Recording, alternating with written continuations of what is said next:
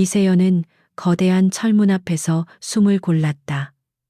눈앞의 저택은 성이라고 불러도 무방할 만큼 웅장하고 위압적이었다. 정교하게 조각된 담장 너머로 보이는 정원은 한치의 오차도 없이 관리되고 있었고, 차가운 석재로 지어진 건물은 그 자체로 하나의 왕국처럼 보였다.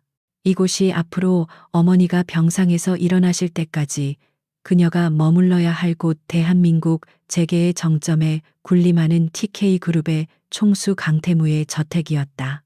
그녀의 손에 들린 작은 가방이 유난히 초라하게 느껴졌다.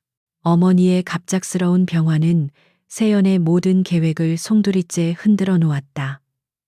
평생을 강 회장의 집안에서 집사로 일해온 어머니는 그녀에게 늘 자랑스러운 존재였다. 하지만 이제는 그녀가 어머니의 빈자리를 채워야 했다. 막대한 수술비와 입원비를 감당하기 위해서는 다른 선택지가 없었다. 전설적인 집사였던 아버지에게 어릴 적부터 어깨너머로 배운 모든 지식과 기술을 이제 실전에서 증명해야만 하는 순간이었다. 무거운 철문이 소리 없이 열리고 말끔한 유니폼을 입은 사형인이 그녀를 안으로 안내했다. 저택 내부는 외부에서 본 것보다 훨씬 더 넓고 화려했지만 동시에 이상할 정도로 차갑고 정적인 공기가 흘렀다. 살아있는 사람이 사는 집이라기보다는 모든 것이 완벽하게 전시된 박물관 같았다. 발소리조차 조심스러워지는 정막 속에서 세연은 이곳의 주인이 어떤 사람일지 어렴풋이 짐작할 수 있었다. 완벽주의자, 그리고 아마도 아주 외로운 사람일 것이라고. 그녀를 안내하던 사용인은 서재로 보이는 육중한 문 앞에서 멈춰섰다. 그리고는 작은 목소리로 속삭였다. 회장님께서는 지금 업무 중이십니다. 아주 작은 소음이나 실수도 용납하지 않으시니 각별히 주의하셔야 합니다. 그 말 속에는 존경심과 함께 깊은 두려움이 배어 있었다. 세연은 짧게 고개를 끄덕이고는 다시 한번 심호흡을 했다. 문이 열리자 방 안을 가득 채운 고급스러운 가죽과 오래된 종이 냄새가 훅 끼쳐왔다. 방의 주인 강태무는 거대한 책상에 앉아 서류를 검토하고 있었다. 그는 들어온 세연에게 눈길 한 번 주지 않았다. 그림자처럼 다가온 비서가 그의 귓가에 무언가 속삭이고 나서야 그는 마침내 고개를 들었다. 날카로운 턱선과 서늘한 눈매, 감정이라고는 조금도 찾아볼 수 없는 무표정한 얼굴. 사진으로만 보던 것보다 훨씬 더 차갑고 압도적인 존재감이었다. 그의 시선이 마치 날카로운 칼날처럼 세연을 위아래로 훑었다. 당신이 오 여사의 딸인가? 그의 목소리는 외모만큼이나 차가웠다. 질문이라기보다는 사실을 확인하는 듯한 건조한 어투였다. 세연은 허리를 굽히며 정중하게 인사했다. 네, 회장님, 오늘부터 어머니를 대신해 이곳의 관리를 맡게 된 이세연입니다. 그녀의 목소리는 떨림 없이 차분했다. 이런 상황에 대비해 수없이 되뇌었던 말이었다. 아버지라면 이럴 때 어떻게 행동했을까 끊임없이 생각하며 마음을 다잡았다. 강태무는 잠시 그녀를 쳐다보았다. 그의 눈에는 노골적인 불신과 경멸이 서려 있었다. 오 여사는 수십 년간 이곳에서 일하며 자신의 가치를 증명했지. 하지만 당신은 어떤가 겨우 24. 이런 큰 저택을 관리해 본 경험도 없을 텐데 어머니의 명성에 기생하려는 것 아닌가. 그의 말은 비수처럼 날아와 세연의 가슴에 밝혔다. 모욕적인 언사였지만 세연은 표정 하나 바꾸지 않았다. 그녀는 이런 반응을 예상했다. 경험이 부족한 것은 사실입니다. 하지만 아버님께 배운 모든 것을 걸고 회장님의 저택에 단 하나의 흠도 생기지 않도록 최선을 다하겠습니다. 기회를 주신다면 실력으로 증명해 보이겠습니다. 그녀의 단호한 대답에 강태무의 한쪽 눈썹이 미세하게 올라갔다. 그는 자리에서 일어나 천천히 그녀에게 다가왔다. 185cm가 넘는 큰 키가 그녀의 머리 위로 그림자를 드리웠다. 그는 세연의 눈을 똑바로 들여다보며 말했다. 증명이라. 좋아. 마침 잘 됐군. 그는 서재 한쪽 벽면을 가득 채운 거대한 책장을 가리켰다. 수천 권은 좋기 넘어 보이는 책들이 질서 없이 꽂혀 있는 것처럼 보였다. 저 책장에 있는 책들을 내가 원하는 방식으로 정리하도록 기준은 알려주지 않겠다. 내 서재인이 주인의 의도를 파악하는 것이 당신의 첫 번째 임무다. 그리고 30분 안에 내가 찾는 책을 가져와. 그는 책 한 권의 제목을 말했다. 아주 오래된 철학자의 희귀 초판본이었다. 그 많은 책들 속에서 기준도 없이 30분 안에 책을 찾아내라는 것은 사실상 불가능한 요구였다. 명백한 시험이자 그녀를 내쫓기 위한 명분 쌓기였다. 주변에 서 있던 비서와 사용인의 얼굴에 당혹감과 동정심이 스쳐 지나갔다. 하지만 세연의 눈은 오히려 차분하게 빛나고 있었다. 이것이 그녀가 기다리던 기회였다. 알겠습니다, 회장님. 그녀는 망설임 없이 대답하고는 거대한 책장 앞으로 걸어갔다. 30분이라는 시간은 야속하게 흐르기 시작했다. 강태무는 다시 책상에 앉아 마치 그녀가 존재하지 않는다는 듯 서류의 시선을 고정했지만 그의 모든 신경은 책장 앞의 작은 뒷모습에 쏠려 있었다. 그는 그녀가 허둥대거나 눈물을 보이거나 결국 포기하고 무릎 꿇기를 기대했다. 그래야만 자신의 판단이 옳았음을 확인할 수 있을 테니까. 하지만 세연은 그의 예상과 전혀 다르게 움직였다. 그녀는 책을 하나하나 꺼내보며 허둥대지 않았다. 대신 책장 전체를 큰 그림으로 파악하려는 듯 천천히 훑어보았다. 그녀의 눈은 단순한 알파벳 순서나 장르 구분을 넘어 책들의 연대 저자의 국적 심지어 책의 판형과 색깔까지 분석하고 있었다. 아버지는 항상 말씀하셨다. 주인의 서재는 그의 머릿속 지도와 같다. 규칙이 없다면 그 무질서함 자체가 주인의 규칙인 것이다. 세연은 곧 책장의 배열에서 미묘한 패턴을 발견했다. 그것은 출판 연도도 저자, 이름 순도 아니었다. 그것은 바로 강태무라는 인물의 지적 여정과 관심사의 흐름이었다. 고대 철학에서 시작해 중세 역사론의 상스 예술 근대 과학, 그리고 현대 경영학으로 이어지는 거대한 연대기. 같은 분야의 책들은 다시 그가 그 분야를 탐독했던 순서대로 놓여 있었다. 이것은 주인의 내밀한 정신세계를 엿보지 않고서는 결코 파악할 수 없는 지극히 개인적이고 오만한 분류 방식이었다. 패턴을 파악한 세연의 손놀림이 빨라지기 시작했다. 그녀는 강태무가 언급한 철학자의 시대를 머릿속에 그렸다. 그리고 그가 그 사상의 영향을 받아 다음으로 읽었을 법한 책들의 위치를 추론해 나갔다. 마치 잘 짜인 미로를 풀어가는 것처럼 그녀의 손은 망설임 없이 책들의 숲을 헤치고 나아갔다.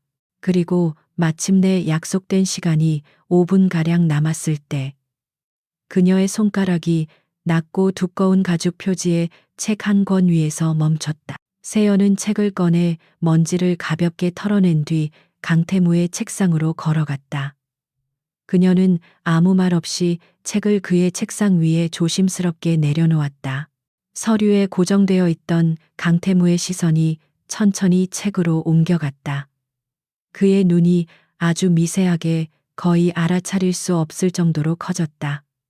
그가 찾던 바로 그 책이었다. 그는 잠시 아무 말도 하지 않았다. 서재 안에는 숨막히는 침묵만이 흘렀다. 그는 세연이 어떻게 그 책을 찾아냈는지 묻지 않았다. 대신 그는 전혀 다른 것을 지적했다. 책을 내려놓을 때 책등이 주인을 향하도록 하는 것이 기본이라는 것도 아버지가 가르쳐 주었나. 그의 목소리에는 여전히 가시가 돋쳐 있었지만 처음에 노골적인 경멸 대신 무언가 다른 감정이 섞여 있었다. 그것은 놀라움과 아주 희미한 호기심이었다. 그녀가 단순히 운이 좋았던 것이 아님을, 그 짧은 시간에 자신의 의도를 간파했음을 인정한 셈이었다. 네, 회장님, 주인의 편의를 최우선으로 생각해야 한다고 배우고 또 배웠습니다. 세연은 감정을 드러내지 않고 침착하게 대답했다. 그녀는 임무를 완수했고 첫 번째 관문을 통과했다. 하지만 그녀는 알고 있었다. 이것은 시작에 불과하다는 것을. 이 차가운 성에서 이 얼음 같은 남자 밑에서 일하는 것은 매일이 시험의 연속일 것이라는 사실을. 강태무는 의자의 등을 깊게 기댄 채 팔짱을 끼고 다시 세연을 바라보았다. 이번에는 그의 시선에 담긴 의미가 전과 달랐다. 그는 더 이상 그녀를 병든 셔츠에 경험 없는 딸로 보지 않았다. 그의 눈앞에 서 있는 것은 예상치 못한 변수, 자신의 완벽한 통제 속에 들어온 이질적인 존재였다. 그는 그녀의 차분한 눈동자 뒤에 숨겨진 단단한 자의식을 보았다. 그리고 알 수 없는 이유로 그 사실이 몹시 불쾌하면서도 동시에 흥미롭게 느껴졌다. 나가보도록. 오늘부터 당신은 이 집의 임시 관리인이니 당신의 능력을 계속해서 증명해 보여야 할 것이다. 그는 턱짓으로 문을 가리켰다. 해고하겠다는 말 대신 그는 그녀에게 기회를 주었다. 세연은 조용히 허리를 굽혀 인사하고 서재를 나섰다. 육중한 문이 닫히는 순간까지도 그녀는 등 뒤에 꽂히는 날카로운 시선을 느낄 수 있었다.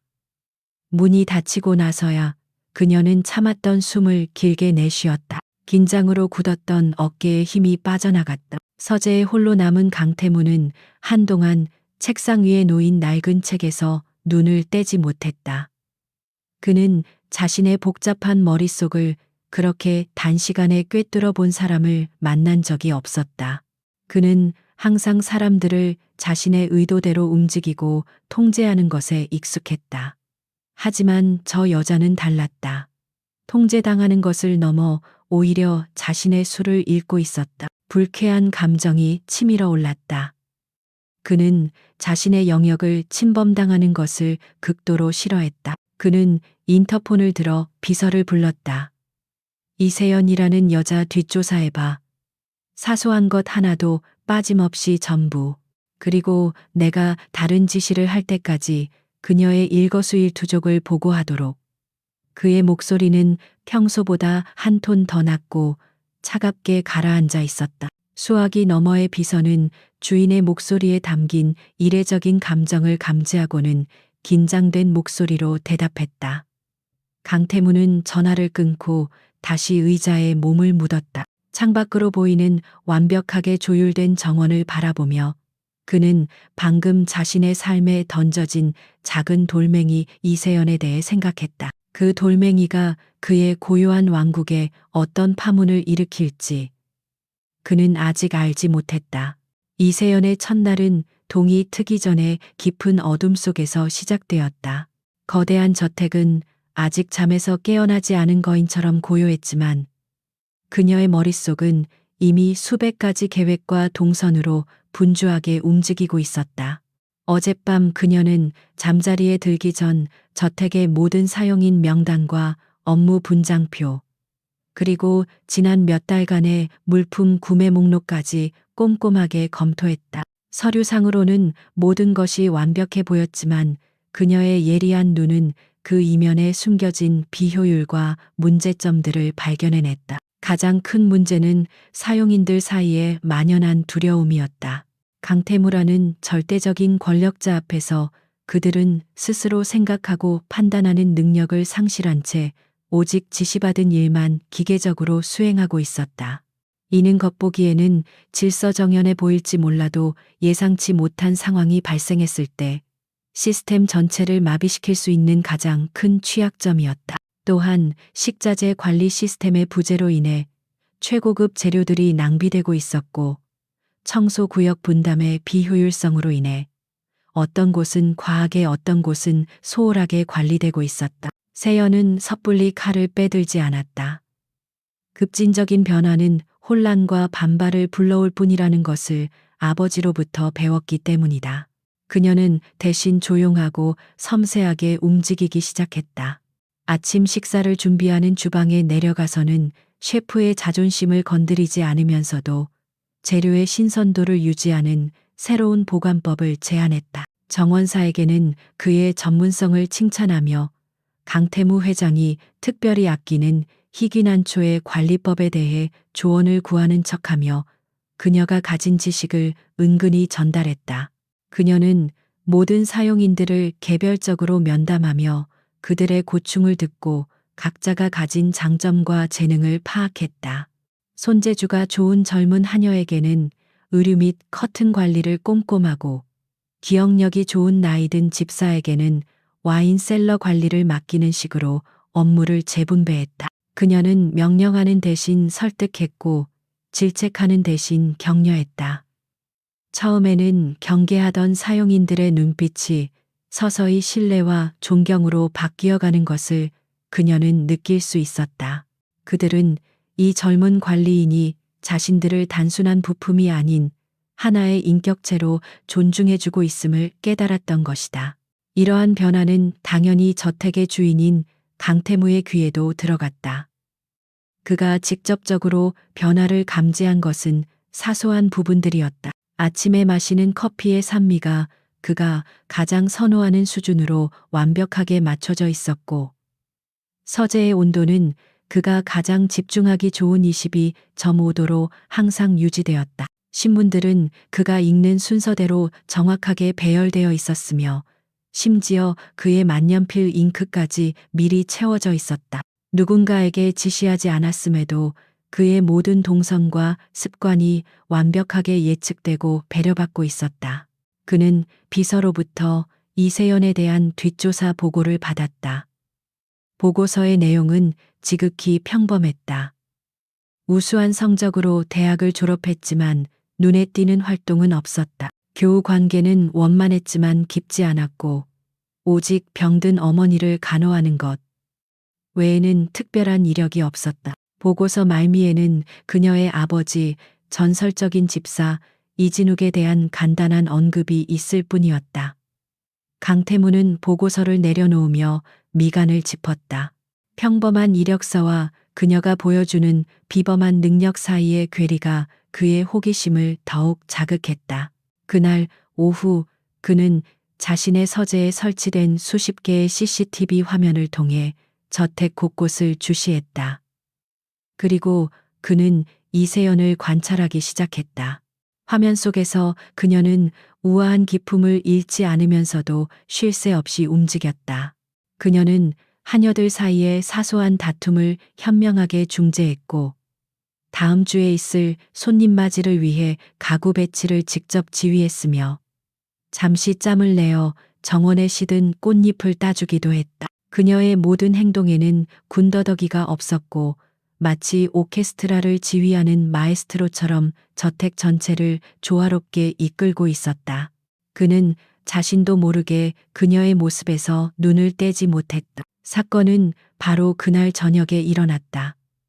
강태무에게는 돌아가신 어머니가 남긴 유품이자 그가 유일하게 애착을 갖는 물건이 있었다. 그것은 이탈리아의 한 은둔형 예술가가 만든 유리 공예품 컬렉션이었다. 수십 개의 섬세하고 연약한 조각상들은 2층 복도 끝, 특별히 제작된 진열장 안에 보관되어 있었다. 그날따라 유난히 긴장한 신입 하녀가 진열장을 닦다가 실수로 팔을 헛디뎌 가장 작고 섬세한 백조 조각상을 바닥으로 떨어뜨리고 말았다. 쨍그랑 하는 날카로운 파열음이 고요한 저택의 복도를 갈랐다. 소리를 들은 모든 사용인들의 얼굴이 새하얗게 질렸다. 신입 하녀는 바닥에 주저앉아 사시나무 떨듯 떨며 산산조각 난 유리 파편들을 망연자실하게 바라보고 있었다. 그것이 회장님이 얼마나 아끼는 물건인지 모르는 사람은 아무도 없었다.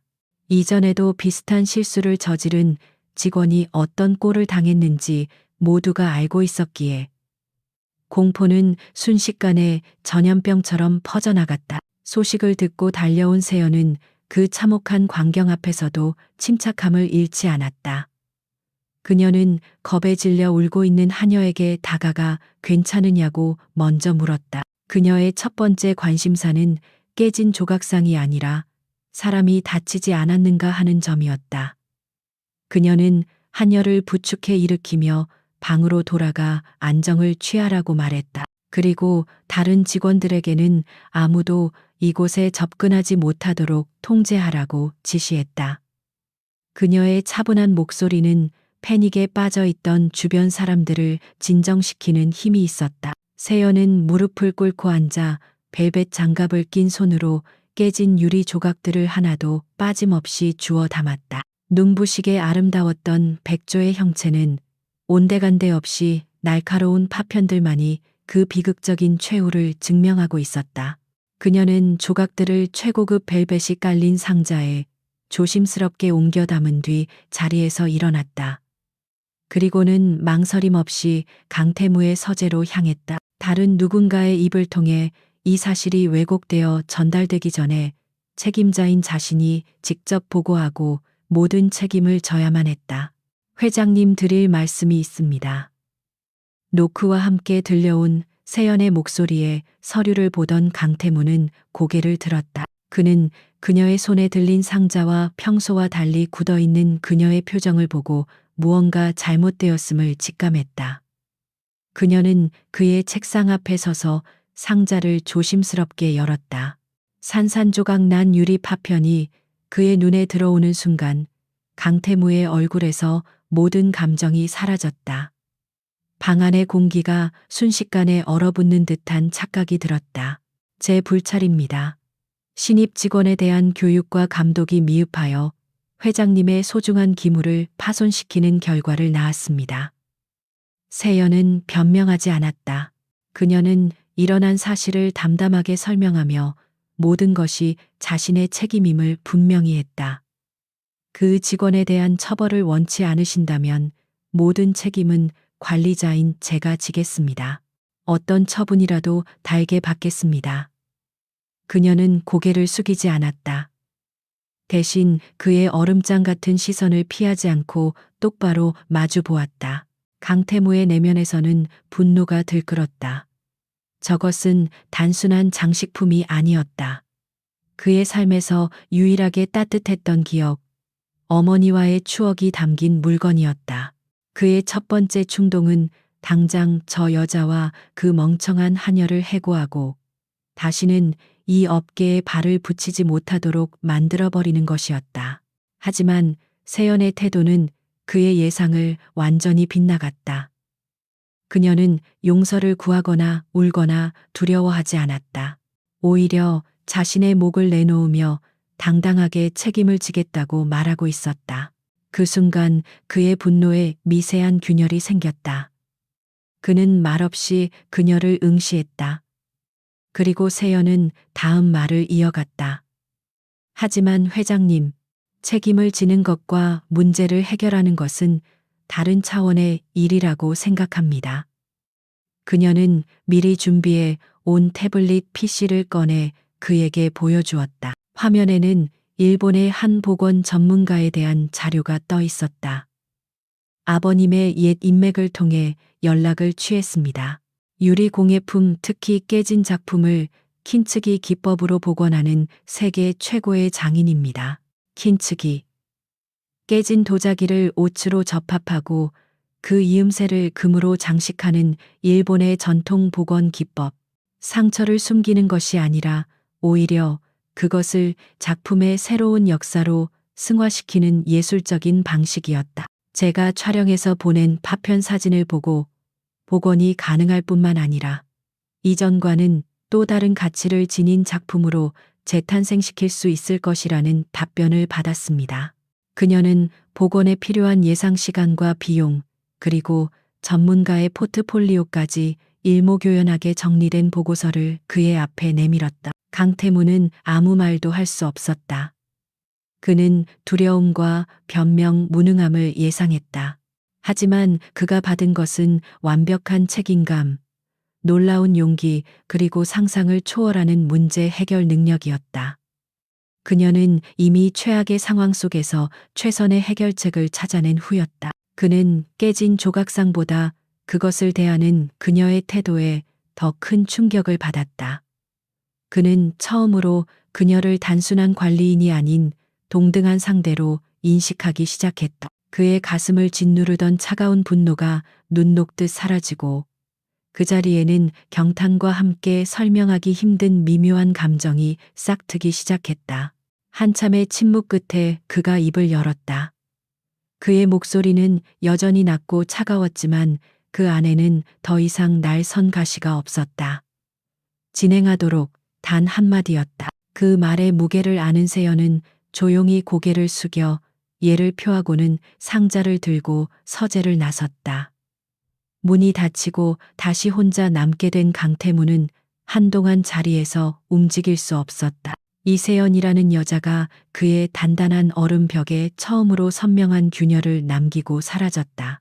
그는 창밖의 어둠을 바라보며 자신의 통제된 세계가 조금씩 그러나 분명히 변하기 시작했음을 예감했다. 깨진 백조 조각상은 금빛 상처를 품은 채 새로운 예술품으로 재탄생하기 위해 일본으로 보내졌다.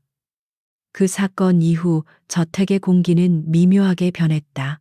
이세연을 향한 사용인들의 시선에는 단순한 존경을 넘어선 절대적인 신뢰가 담겨 있었다. 그녀는 공포가 아닌 존중으로 사람을 다스리는 법을 알았고 그 결과 저택은 이전보다 훨씬 더 유기적이고 효율적인 하나의 생명체처럼 움직이기 시작했다. 강태무는 그 모든 변화를 묵묵히 지켜보았다. 그는 더 이상 그녀의 일에 사사건건 개입하거나 그녀를 시험하지 않았다. 대신 그의 관찰은 더욱 집요하고 은밀해졌다. 그리고 세연에게 가장 큰 시험대가 될 날이 찾아왔다. TK그룹의 미래가 걸린 해외 투자 유치를 위한 VVIP 파티가 바로 그의 저택에서 열리게 된 것이다. 이것은 단순한 사교 행사가 아니었다. 보수적인 유럽의 투자자들에게 TK그룹의 안정성과 비전을 보여주고 동시에 총수인 강태무의 격조와 리더십을 증명해야 하는 중요한 비즈니스의 장이었다. 실패는 용납되지 않았다. 모든 책임은 파티의 총괄 기획자인 이세연의 어깨 위에 놓였다.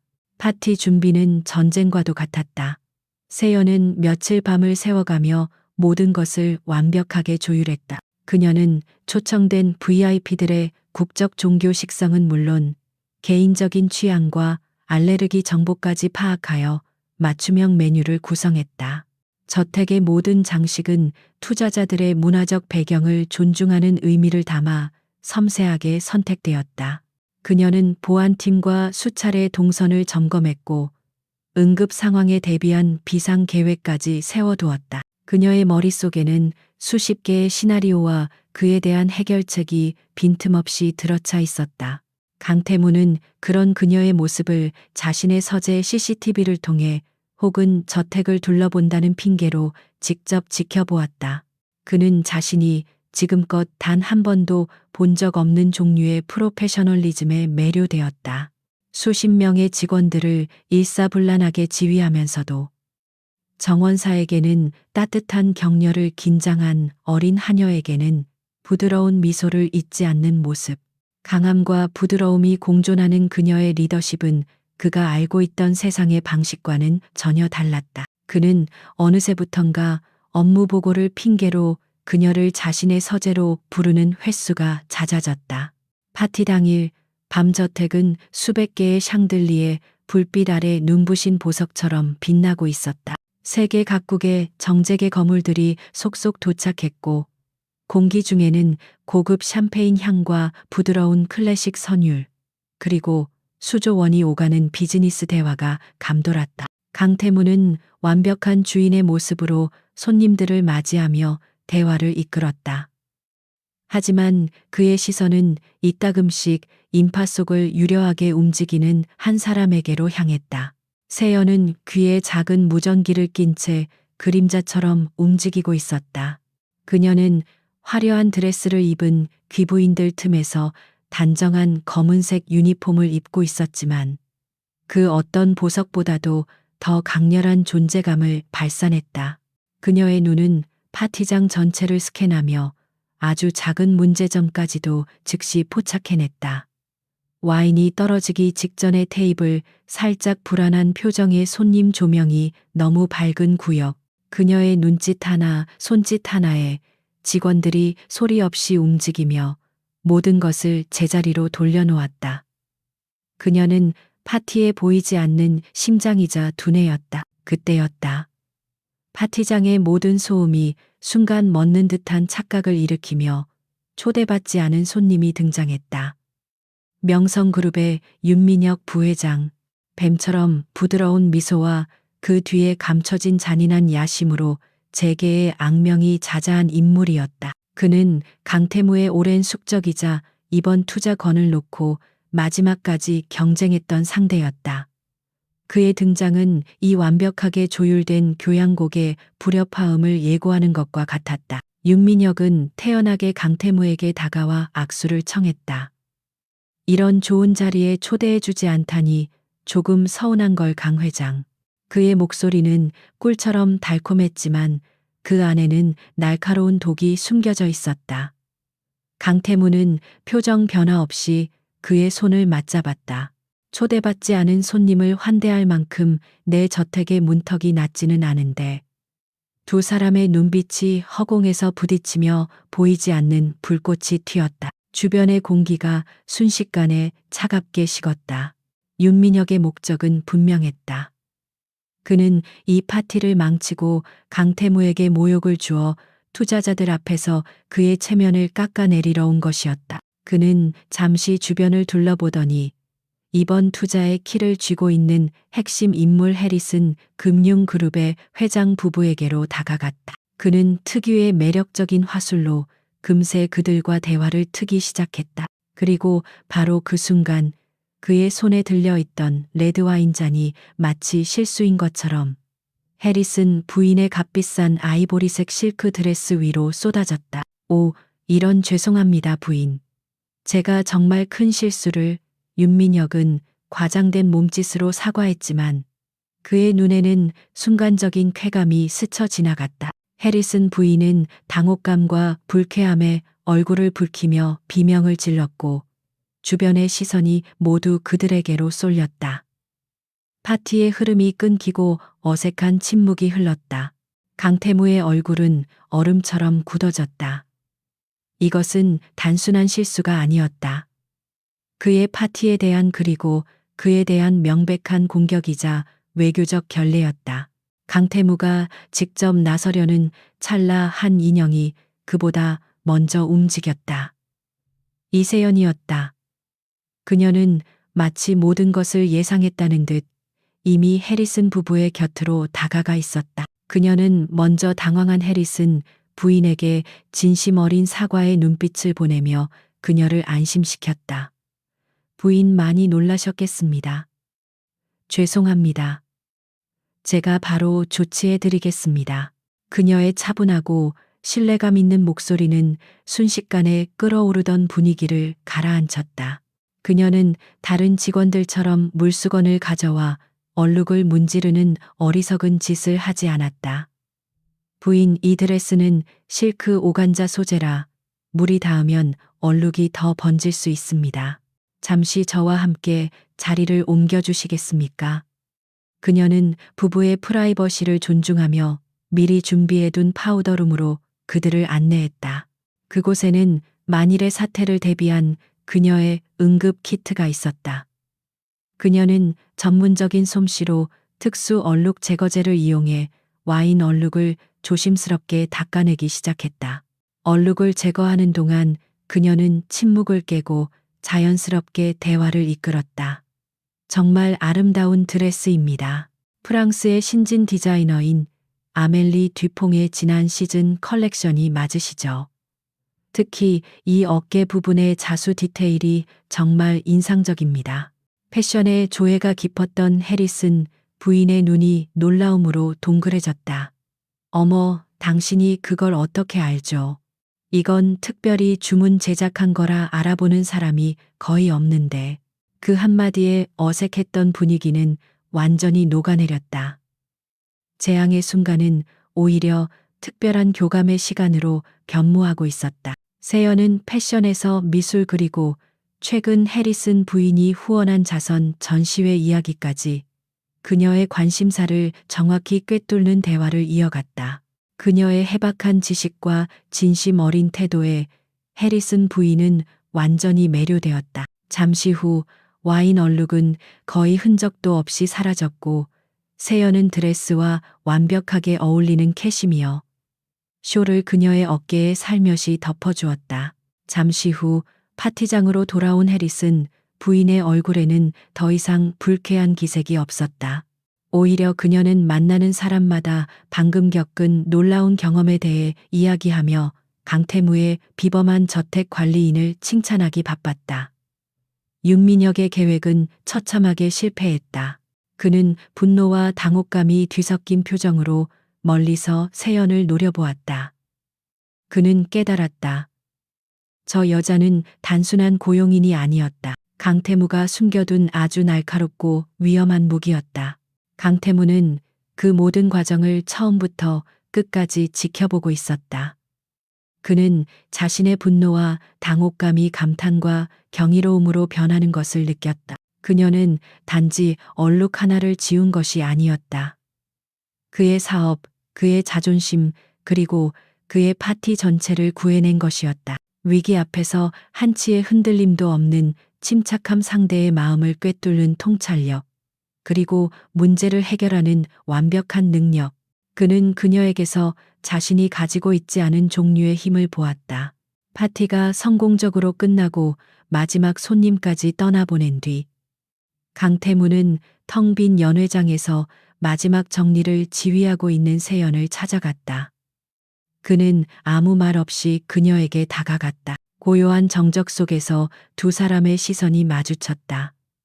그는 칭찬이나 감사의 말을 하는 대신 낮은 목소리로 물었다. 그런 건 어디서 배운 거지?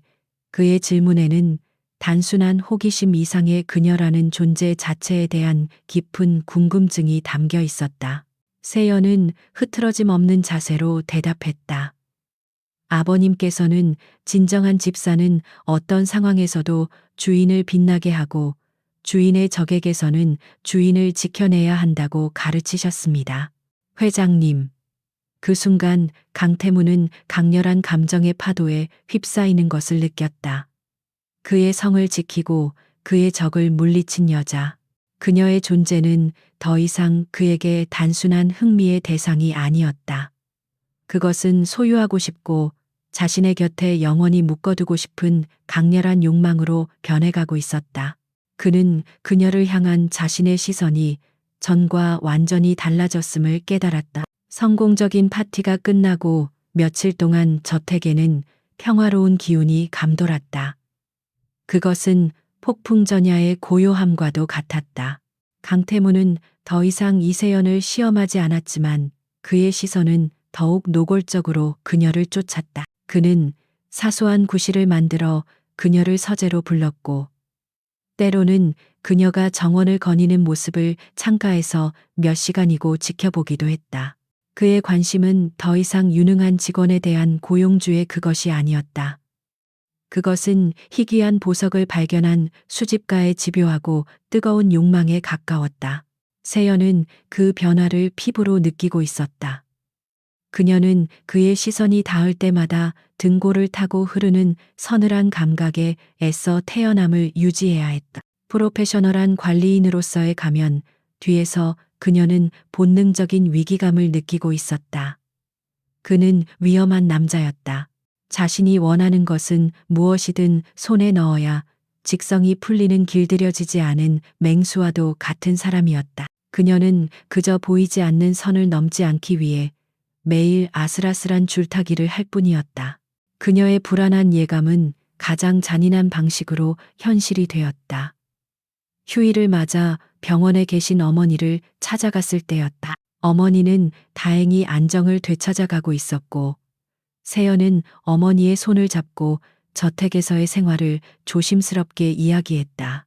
물론 얼음장 같은 주인과 그가 주는 긴장감에 대한 이야기는 빼놓았다. 어머니가 딸의 성공적인 모습에 희미하게 미소 짓는 것을 보며 세연은 잠시나마 시름을 잊을 수 있었다. 하지만 그 평화는 주치의와의 면담에서 산산조각 났다.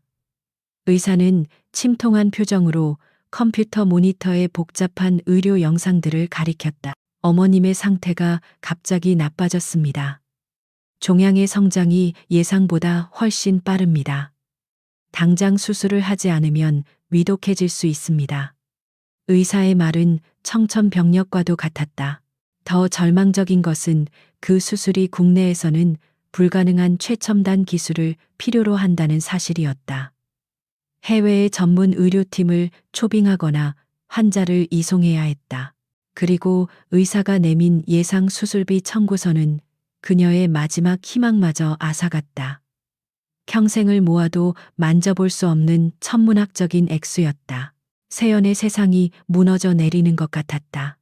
그녀는 은행 잔고를 확인하고 보험사에 연락하고 대출을 알아봤지만 돌아오는 대답은 모두 불가능이었다. 그녀는 그날 밤 잠든 어머니의 곁을 지키며 소리 없이 눈물을 흘렸다. 언제나 당당하고 침착했던 그녀의 모습은 온데간데 없었다. 오직 세상에 홀로 남겨질지도 모른다는 공포에 떠는 한 명의 절박한 딸이 있을 뿐이었다. 강태무는 이 모든 사실을 손바닥 들여다보듯 훤히 꿰뚫어보고 있었다. 이세연이 병원에서 돌아오지 않자 그는 비서를 통해 즉시 상황을 파악하도록 지시했다. 그의 정보망은 국내 최고의 병원 시스템에까지 뻗어 있었다. 얼마 지나지 않아 그의 책상 위에는 오 여사의 정확한 병명과 필요한 수술, 그리고 그 엄청난 비용이 적힌 보고서가 올라와 있었다. 그는 보고서를 읽으며 차가운 미소를 지었다. 마침내 기회가 왔다. 그녀의 약점을 틀어줄 기회. 그녀를 자신의 곁에 영원히 묶어둘 완벽한 명분. 그는 자선 사업가가 아니었다.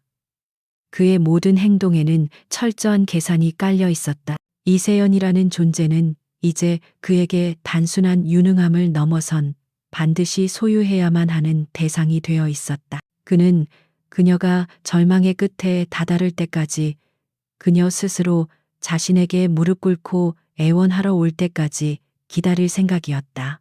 그는 기꺼이 사냥감을 궁지로 모는 사냥꾼이 될 준비가 되어 있었다. 병원에서 뜬 눈으로 밤을 새우고 저택으로 돌아온 세연의 모습은 넋이 나간 사람 같았다.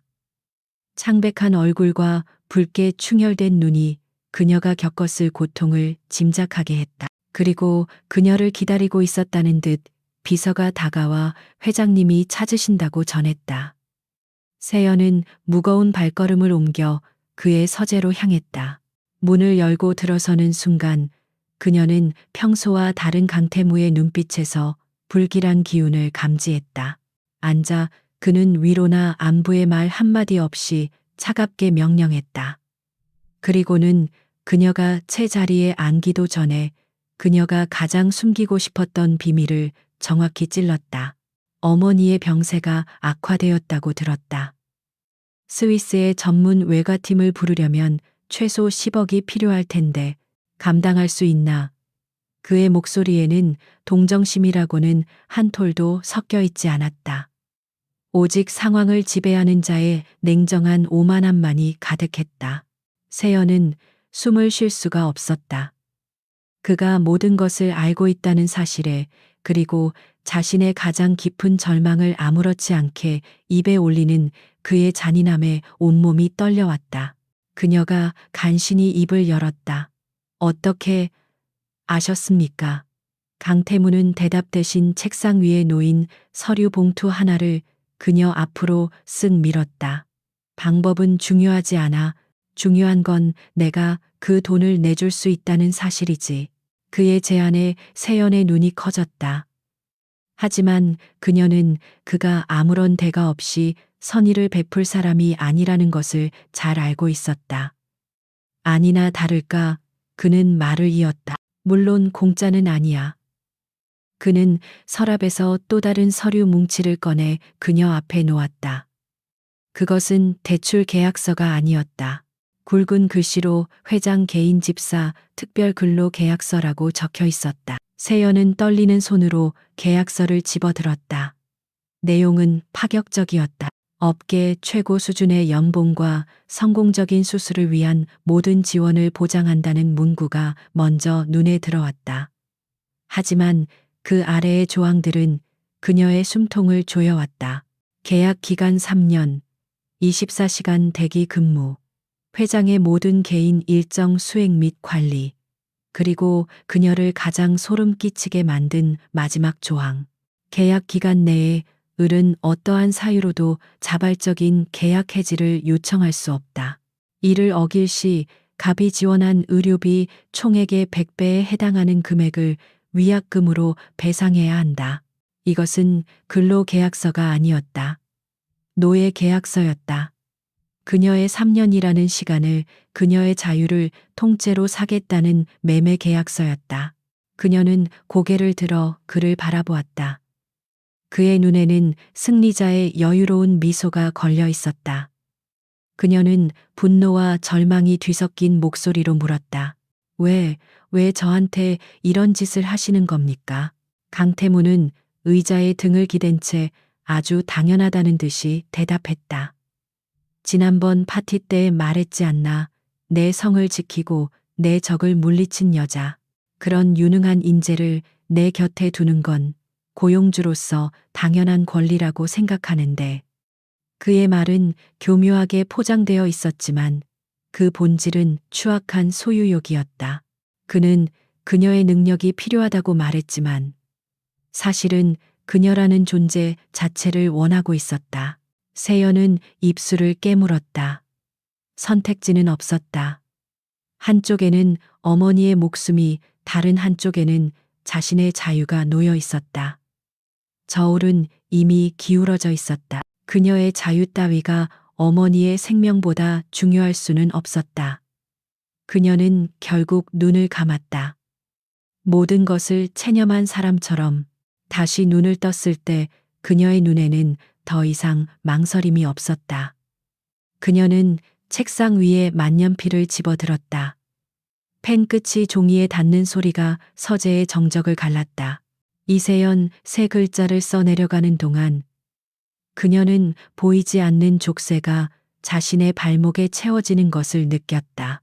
서명이 끝나자마자 강태무는 만족스러운 표정으로 계약서를 집어들었다. 그는 마치 전리품을 확인하는 장군 같았다. 그는 곧바로 비서에게 인터폰을 연결했다. 지금 즉시 스위스 의료팀 섭외 진행해. 세상에서 가장 유능한 놈들로.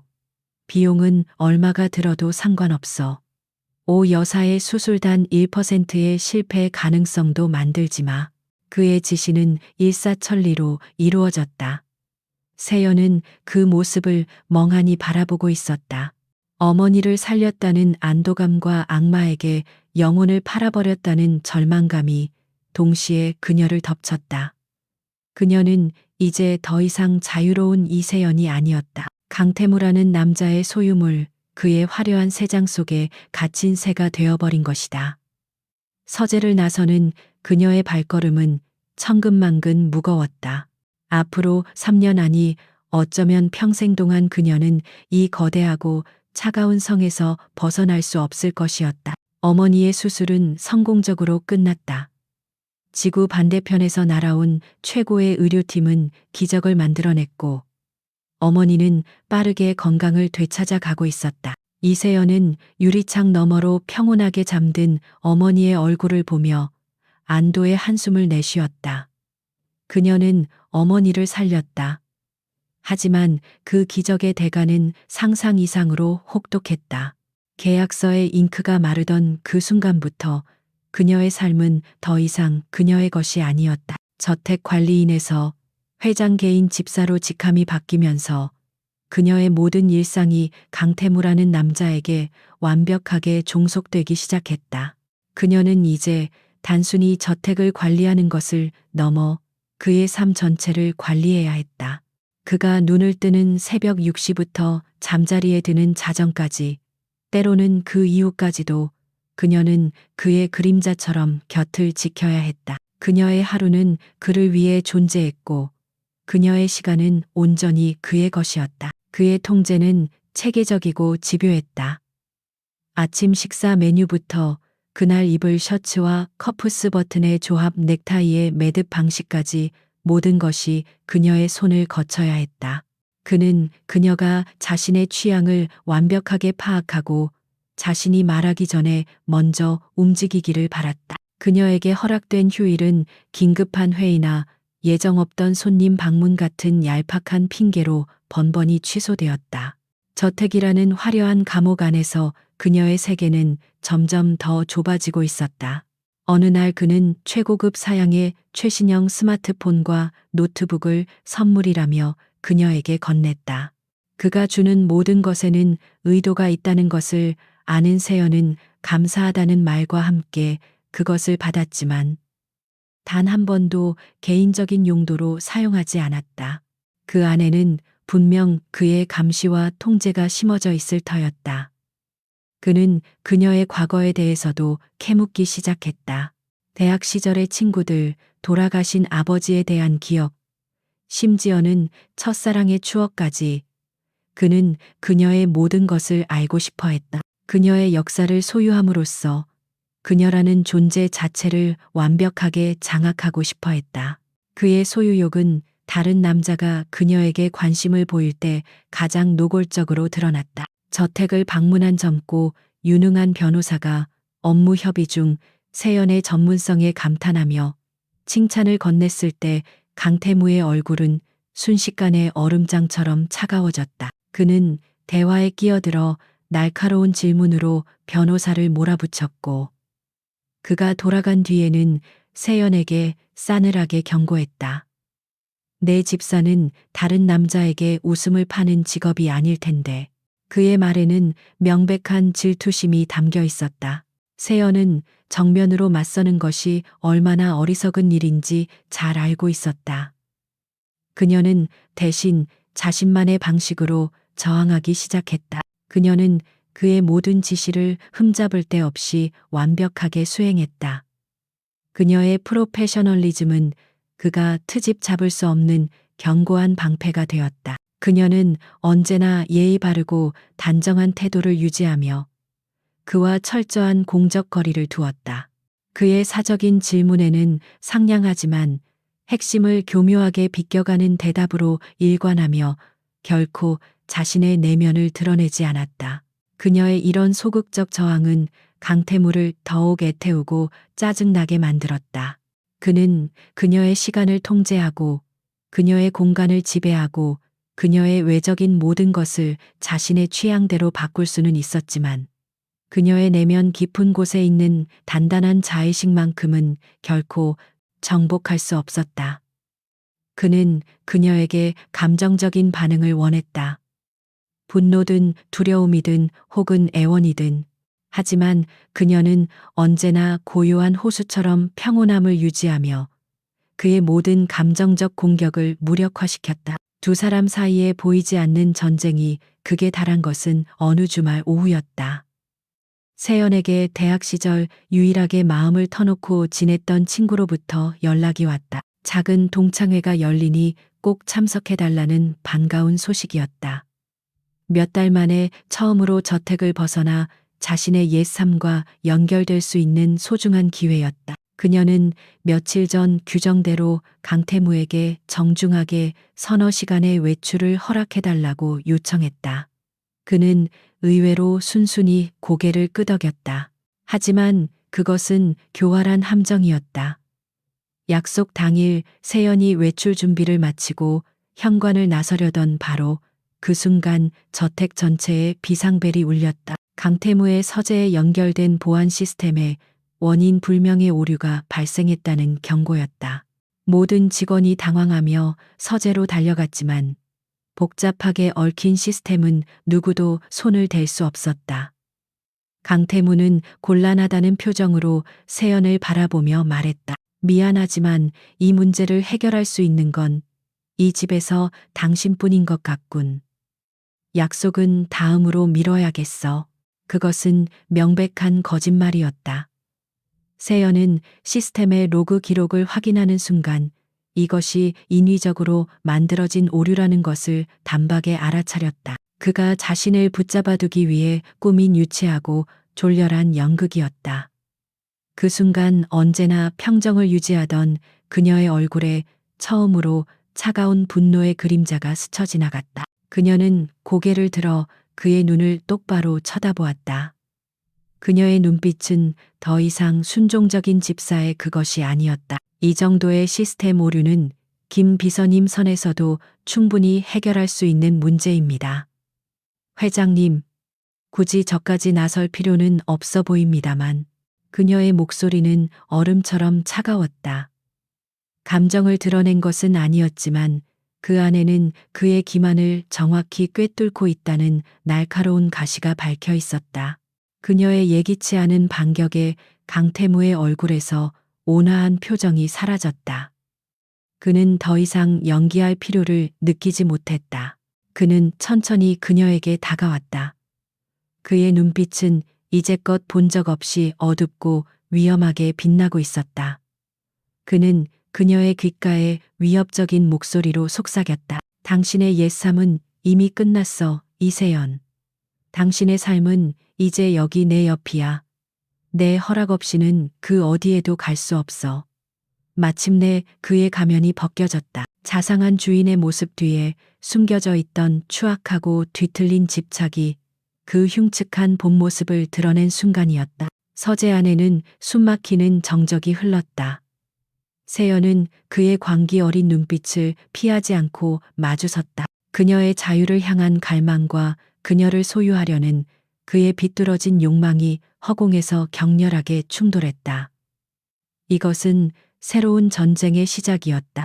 더 이상 물러설 곳 없는 두 사람의 의지가 정면으로 맞부딪히는 진짜 전쟁의 서막. 그녀는 깨달았다. 이 남자에게서 벗어나기 위해서는, 그의 새 장문을 부수기 위해서는 더 이상 순한 양으로 남아 있어서는 안 된다는 것을. 서재에서의 정면 충돌 이후 저택은 차가운 전쟁터가 되었다. 이세연과 강태무 사이에는 보이지 않는 벽이 세워졌고 공기는 언제 터질지 모르는 시한폭탄처럼 팽팽한 긴장감으로 가득 찼다. 세연은 로봇처럼 감정을 지운 채 자신의 임무를 수행했다. 그녀의 완벽한 순종은 이제 복종이 아닌 그의 통제에 굴복하지 않겠다는 침묵의 저항이었다. 강태무는 그런 그녀를 보며 타들어가는 듯한 갈증과 분노를 느꼈다. 그는 그녀를 굴복시키고 싶었지만 그녀의 견고한 정신세계 앞에서 그의 모든 시도는 무력하게 튕겨져 나갈 뿐이었다. 그들의 위태로운 대치 상태에 예기치 못한 균열이 찾아온 것은 비가 추적추적 내리던 어느 늦은 밤이었다. 그날은 강태무의 어머니 서화영 여사의 기일이었다. 그는 아침부터 평소보다 훨씬 더 날카롭고 불안정했다. 하루 종일 서재에 틀어박혀 누구의 접근도 허락하지 않았고 저녁 식사마저 거른 채 홀로 술을 마시고 있다는 보고가 들어왔다. 밤이 깊어지고 마지막 순찰을 위해 2층으로 올라간 세연은 서재 문틈으로 새어나오는 희미한 빛을 발견했다. 조심스럽게 문을 열고 들어간 그녀는 짙은 위스키 향과 마주했다. 강태무는 거대한 책상 앞에 쓰러지듯 앉아 있었다. 그의 주변에는 값비싼 위스키 병들이 어지럽게 널려 있었고 그의 손에는 낡은 사진 액자 하나가 들려 있었다. 세연은 그가 이토록 무너진 모습을 본 적이 없었다. 그가 넋을 잃고 바라보는 사진 속에는 따뜻하고 인자한 미소를 짓고 있는 한 여인이 있었다. 살아생전 천재적인 화가로 불렸던 그의 어머니였다. 그는 술에 취해 들어온 사람이 세연이라는 것조차 인지하지 못하는 듯했다. 그는 사진을 향해 혹은 허공을 향해 고통이 뒤섞인 목소리로 중얼거리기 시작했다. 결국 모두가 날 배신해 당신마저도 그렇게 떠나버렸잖아. 그의 목소리는 평소의 냉정함이라고는 찾아볼 수 없을 정도로 상처 입고 연약했다. 세연은 조용히 그의 곁으로 다가가 그가 더 이상 술을 마시지 못하도록 잔을 치웠다. 그 순간 그의 흐릿한 시선이 그녀에게 닿았다. 그는 그녀를 붙잡고 광기 어린 웃음을 터뜨렸다. 그래, 당신도 마찬가지겠지. 결국엔 내 뒤통수를 치고 떠나버릴 것 아닌가. 돈 때문에 혹은 더 나은 무언가 때문에. 세상 모든 인간들이 그래왔으니까.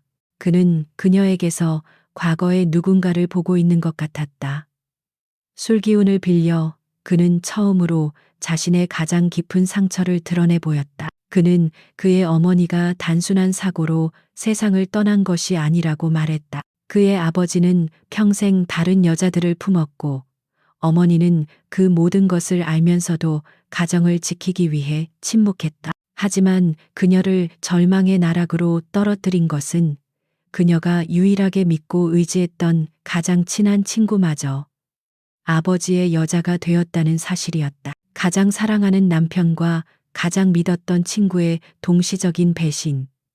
그것은 그녀의 영혼을 완전히 파괴했고 결국 스스로 자신의 생을 마감하는 비극적인 선택으로 이어졌다. 어린 강태무는 그 모든 것을 자신의 눈으로 목격했다.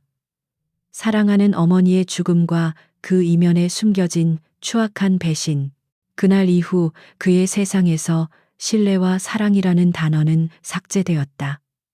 그는 누구도 믿지 않았고 오직 완벽한 통제와 힘만이 자신을 지켜줄 수 있다고 믿게 되었다. 그의 냉혹함과 강박적인 소유욕은 실은 또다시 버림받을지도 모른다는 깊은 두려움에서 비롯된 방어기제였던 것이다. 세연은 아무 말 없이 그의 이야기를 들었다. 그녀는 더 이상 그를 포악한 폭군으로 볼 수 없었다. 그녀의 눈앞에 있는 것은 세상에서 가장 외로운 남자 사랑하는 법도 신뢰하는 법도 잊어버린 채 상처투성이의 과거 속에 갇혀버린 길 잃은 아이였다. 연민이 파도처럼 밀려왔다. 그것은 그의 행동을 정당화하지는 않았지만 적어도 이해하게는 만들었다. 그녀는 어설픈 위로의 말을 건네는 대신 조용히 주방으로 내려가 따뜻한 꿀물을 타왔다. 그녀는 술에 취해 쓰러진 그의 몸을 부축해 침실로 옮기고 어지럽혀진 서재를 묵묵히 정리했다.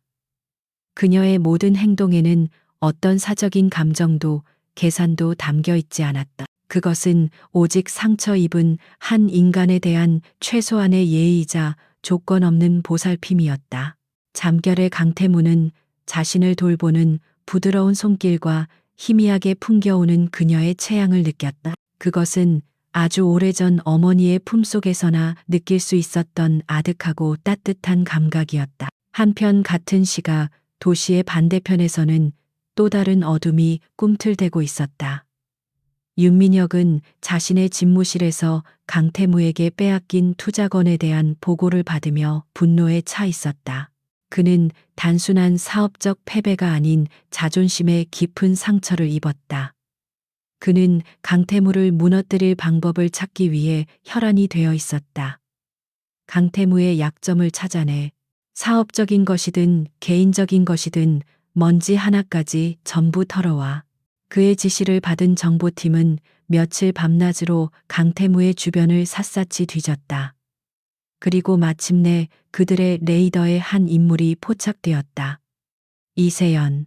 처음에는 그저 유능한 집사 정도로 보고되었지만 윤민혁은 지난 파티에서의 기억을 떠올리며 더 깊이 파고들 것을 지시했다.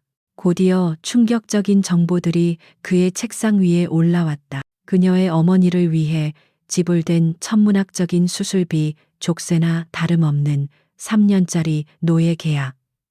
그리고 그녀가 저택에 들어온 이후 눈에 띄게 외부 활동을 줄인 강태무의 행적까지 퍼즐 조각들이 맞춰지기 시작했다.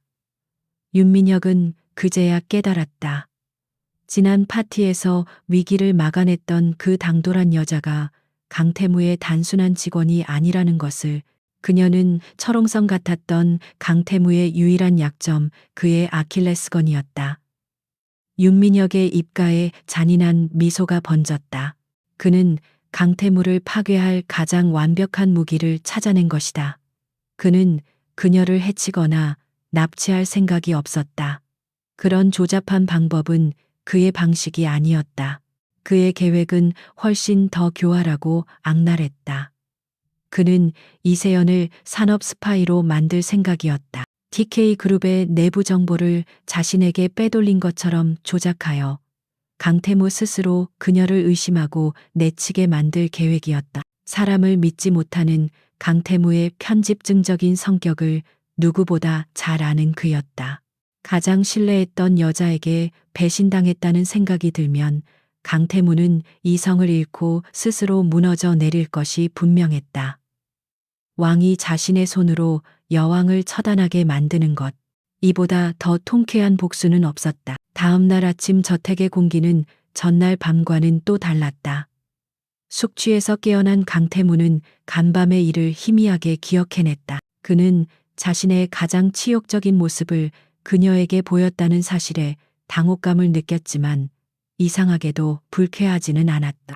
오히려 그의 상처를 묵묵히 받아주었던 그녀의 침묵과 따뜻한 꿀물의 온기가 그의 마음속에 깊은 파문을 남겼다. 그는 서재에서 그런 자신의 변화를 애써 외면하고 있을 때 윤민혁은 자신의 부하에게 차가운 목소리로 명령을 내리고 있었다. 그의 책상 위 모니터에는 이세연의 맑은 얼굴이 담긴 사진이 떠 있었다. 덫을 설치해 왕이 자신의 여왕을 기꺼이 제물로 바치는지 어디 한번 구경해 보자고. 거대한 비극의 그림자가 아무것도 모르는 두 사람의 머리 위로 서서히 드리워지고 있었다. 어머니의 기일 밤 술에 취해 쏟아냈던 강태무의 고통스러운 독백은 두 사람 사이에 있던 얼음벽을 녹이는 예상치 못한 계기가 되었다. 그날 이후 강태무는 세연을 대하는 태도가 눈에 띄게 부드러워졌다. 그의 명령조 어투는 질문의 형태로 바뀌었고 그녀를 바라보는 눈빛에는 집착 대신 복잡한 감정이 서리기 시작했다. 그는 더 이상 그녀의 일과를 통제하려 들지 않았고 오히려 그녀가 자신의 삶을 되찾을 수 있도록 작은 배려들을 베풀기 시작했다. 세연은 그의 변화가 낯설면서도 한편으로는 안도감을 느꼈다. 그녀는 여전히 그를 경계했지만 상처 입은 맹수처럼 나를 세우던 그의 모습 뒤에 숨겨진 깊은 외로움을 보았기에 더 이상 그를 무조건적으로 미워할 수만은 없었다. 저택 안에는 위태롭지만 분명한 평화가 찾아왔다. 두 사람은 마치 살얼음판 위를 걷듯 조심스럽게 서로에게 다가서고 있었다. 하지만 그들 중 누구도 알지 못했다. 그들의 발밑에서 교활한 독사가 거대한 덫을 놓고 있다는 사실을. 윤민혁의 복수는 차갑고 정교하게 진행되고 있었다.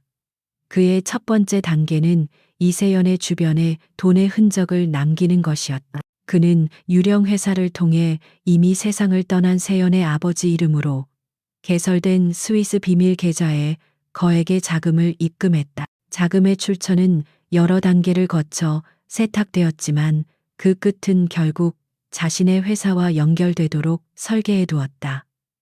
그것은 누가 보아도 명백한 산업 스파이 활동의 대가처럼 보였다. 두 번째 단계는 디지털 증거를 조작하는 것이었다.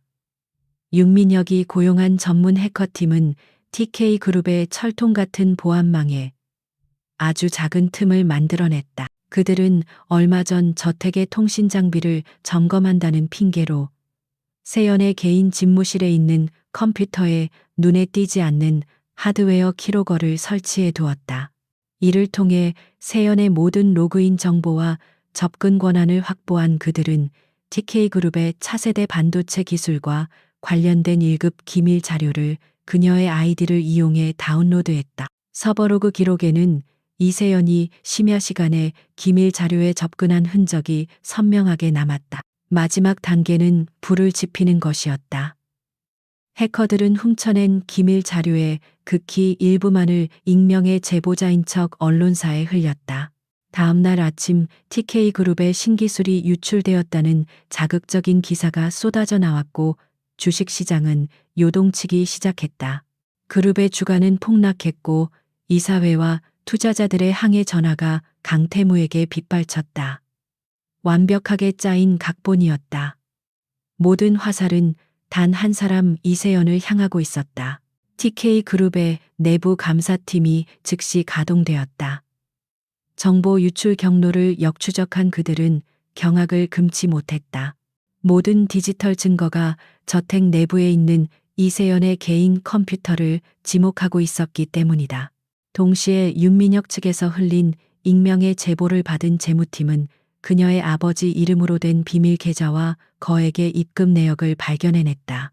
모든 증거는 너무나도 완벽하게 하나의 결론을 가리키고 있었다.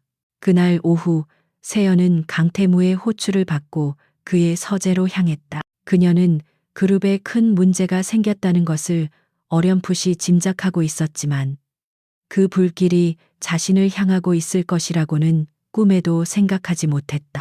서재 안에는 강태무뿐만 아니라 그룹의 법무팀장과 감사팀장까지 딱딱하게 굳은 얼굴로 앉아 있었다. 무겁게 가라앉은 공기 속에서 세연은 불길한 예감에 휩싸였다. 감사팀장은 아무런 설명 없이 그녀의 앞에 몇 가지 서류들을 펼쳐놓았다. 그것은 그녀의 아이디가 찍힌 서버 접속 기록과 그녀의 아버지가 개설한 것으로 되어 있는 해외 은행의 거래 내역서였다. 이세연 씨, 지난주 목요일 새벽 2시 당신의 개인 단말기를 통해 그룹의 반도체 설계도가 외부로 유출되었습니다. 그리고 바로 다음 날 당신의 부친 명의로 된 이 계좌에 명성그룹의 위장회사로부터 20억 원이 입금되었습니다. 해명하시겠습니까? 세연의 머릿속이 하얗게 비는 것 같았다. 그녀는 눈앞의 서류들이 무엇을 의미하는지 이해할 수 없었다. 서버 접속 기록, 비밀 계좌 20억 원. 모든 것이 생전 처음 듣는 이야기였다. 아닙니다. 저는 아무것도 모릅니다. 이것은 전부 사실이 아닙니다. 그녀는 필사적으로 부인했지만 차가운 증거들 앞에서 그녀의 목소리는 공허하게 울릴 뿐이었다.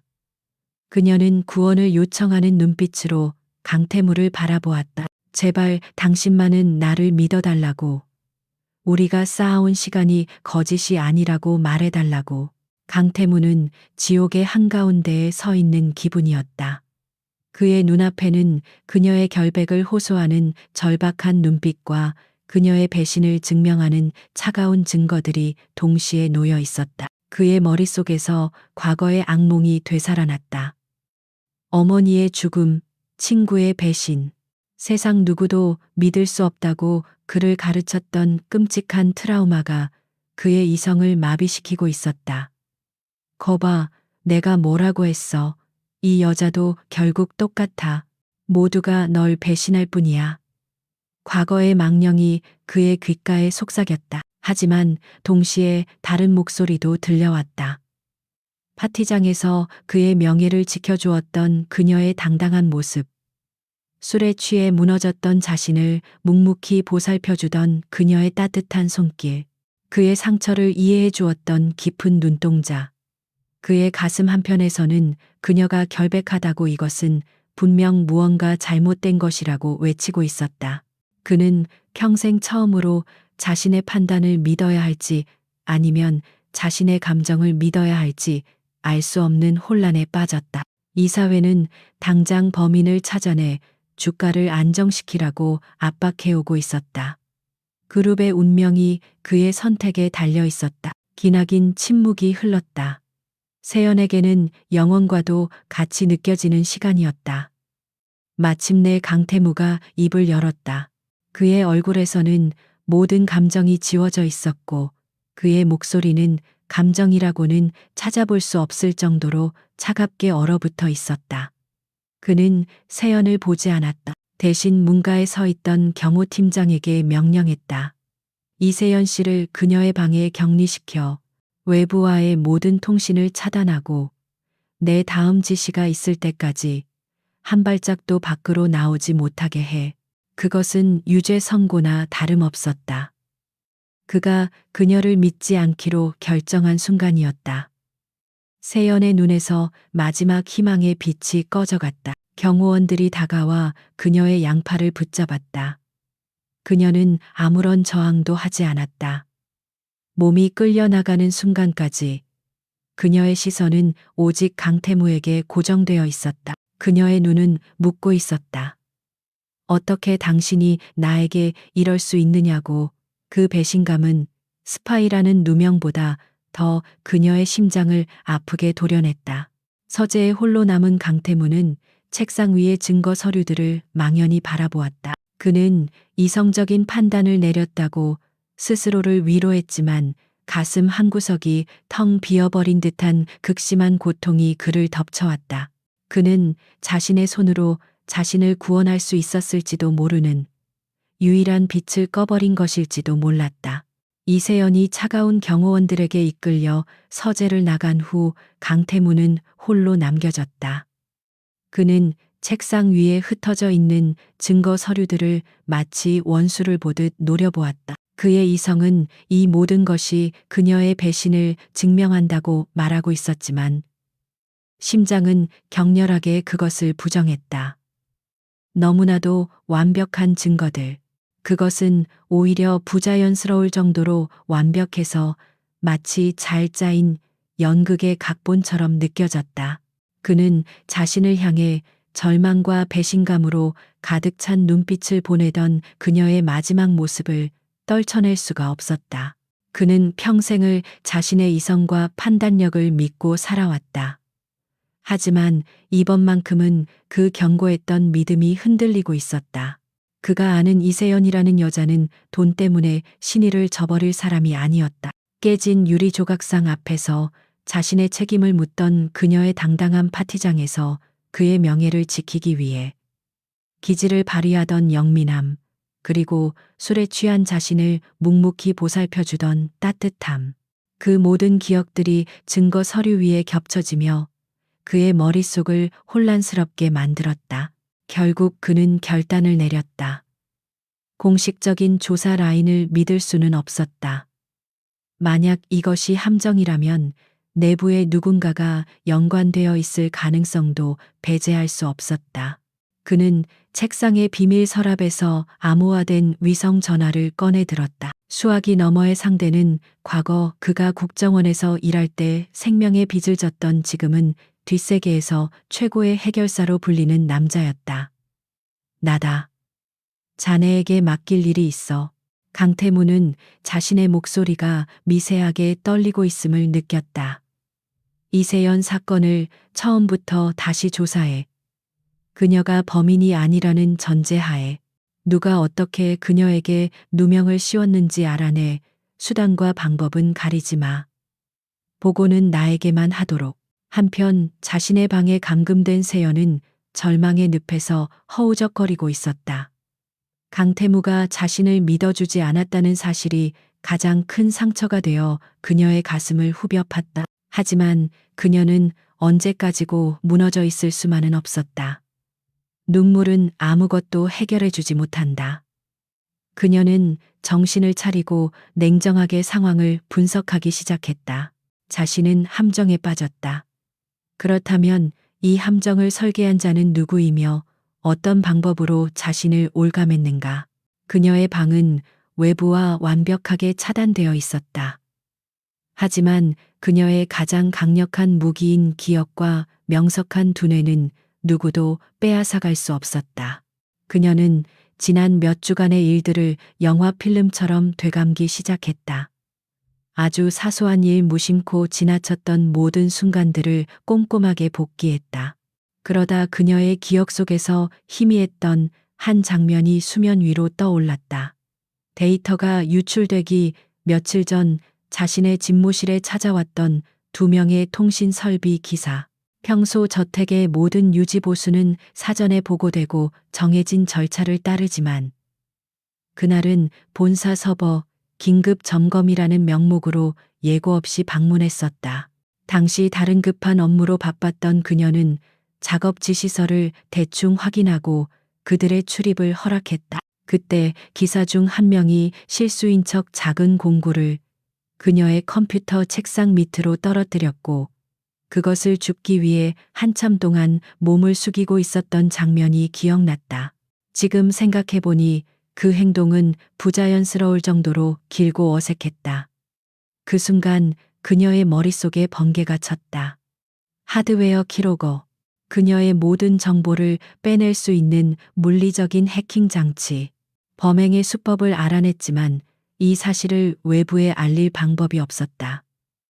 방문 앞은 경호원들이 지키고 있었고 식사는 감시의 눈길 속에서 이루어졌다. 그때 그녀의 뇌리에 아버지의 가르침이 스쳐 지나갔다. 최악의 상황에서는 가장 사소한 것을 이용해 신호를 보내야 한다. 적들은 항상 큰 것만 경계하기 마련이니까. 그녀는 자신의 옷소매에서 아주 가느다란 실밥 하나를 뽑아냈고 침대 밑에서 눈에 거의 보이지 않는 작은 먼지 뭉치를 찾아냈다. 다음 식사가 들어왔을 때 그녀는 돌처럼 굳은 얼굴의 하녀에게 불평을 터뜨렸다. 방 청소가 제대로 되어 있지 않군요. 먼지가 너무 많으니 담당자에게 똑똑히 전하도록 하세요. 그리고 하녀가 식판을 가지고 나가기 직전 그녀는 아무도 모르게 그 식판의 특정 위치에 실밥과 먼지 뭉치를 올려놓았다. 그것은 아버지가 비상시에 사용하라고 알려주신 그들만의 암호였다. 내부 장비에 문제가 생겼음. 그것이 과연 강태무에게 전달될 수 있을지, 그가 이 신호를 이해할 수 있을지는 미지수였다. 하지만 그녀가 할 수 있는 유일한 발악이었다. 같은 시각 강태무의 비밀조사팀은 거대한 음모의 꼬리를 밟고 있었다. 세연의 아버지 계좌로 돈을 보낸 유령 회사의 자금 흐름을 역추적한 결과 그 끝이 윤민혁의 명성그룹과 희미하게 연결되어 있다는 사실을 밝혀냈다. 또한 TK그룹의 재무팀에 익명의 제보를 했던 공중전화 근처의 CCTV에서 윤민혁의 비서와 닮은 인물이 포착되었다. 정황 증거들은 모두 윤민혁을 범인으로 지목하고 있었다. 하지만 그가 어떻게 이세연의 컴퓨터를 해킹했는지에 대한 결정적인 증거가 부족했다. 바로 그때 강태무에게 보고가 올라왔다. 세연의 방에서 나온 식판에 대한 것이었다. 그는 만일의 사태에 대비해 그녀와 관련된 모든 것을 자신에게 보고하라고 지시해 둔 터였다. 그는 식판 위에 놓인 아주 작은 실밥과 먼지 뭉치를 보았다. 처음에는 의미를 알 수 없었다. 하지만 그것이 너무나도 인위적이고 부자연스러운 형태로 놓여 있다는 것을 깨달은 순간 그는 이것이 그녀가 보낸 메시지임을 직감했다. 그는 즉시 자신의 조사팀에게 연락했다. 지난 2주간 이세연의 집무실 주변 CCTV를 전부 확인해 외부 수리 기사가 방문했던 기록이 있는지 사소한 것 하나 놓치지 말고 샅샅이 뒤져. 얼마 지나지 않아 조사팀으로부터 긴급한 연락이 왔다. CCTV 영상에서 문제의 통신설비 기사 2명을 찾아낸 것이다. 그들의 얼굴을 데이터베이스와 대조한 결과 그중 한 명이 과거 여러 기업의 기밀을 빼돌린 혐의를 받은 전문 산업 스파이라는 사실이 밝혀졌다. 그리고 그의 과거 배후에는 항상 윤민혁의 그림자가 어른거리고 있었다. 마침내 모든 퍼즐 조각이 맞춰졌다. 강태무는 자신의 서재에서 가짜 기사가 세연의 컴퓨터 밑에 무언가를 설치하는 CCTV 영상을 몇 번이고 돌려보았다. 그의 온몸이 분노와 죄책감으로 떨려왔다. 감히 자신의 영역에 침범해 자신의 여자를 건드린 윤민혁에 대한 사리와 그녀를 믿어주지 못하고 고통 속에 몰아넣은 자신에 대한 혐오감이 그의 내면을 불태웠다. 그녀를 감금하기로 한 자신의 결정이 결과적으로는 그녀를 외부의 위협으로부터 지켜주고 증거를 찾을 시간을 벌어준 셈이 되었지만 그렇다고 해서 그의 죄책감이 덜어지는 것은 아니었다. 그는 이제 모든 것을 제자리로 돌려놓아야 했다. 그는 수화기를 들고 자신의 해결사에게 낮은 목소리로 명령했다. 증거는 모두 확보했다. 이제부터 사냥을 시작한다. 조용했던 반격은 이제 피해 복수를 예고하는 전쟁의 서막을 열고 있었다. 강태무는 직접 이세연의 방문을 열었다.